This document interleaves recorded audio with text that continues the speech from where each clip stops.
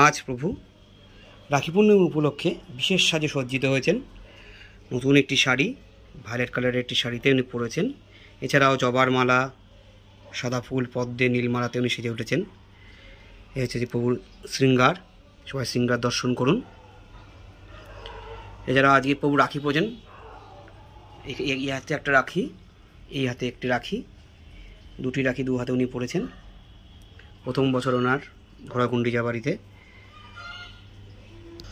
এছাড়াও সেই যে উঠেছে আমি ছোট্ট গোপু সোনা, তিনিও রাখি পরেছেন, তিনিও দুটো রাখি পরেছে।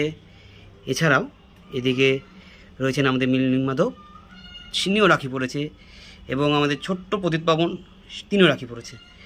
এই হচ্ছে আমাদের প্রভুর আজকে, প্রভুর সমেত তার পার্শ্বদের আজকে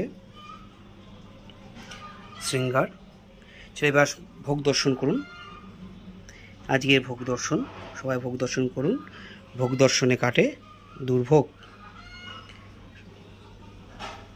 প্রভুর কাছে সবাইকে ভালো রাখুক, সুস্থ রাখুক, সবার মনের ইচ্ছা পূরণ করুক। আবার আসবো খুব তাড়াতাড়ি প্রভুর আরেকটা ভিডিও নিয়ে। জয় জগন্নাথ, জয় মণিমা।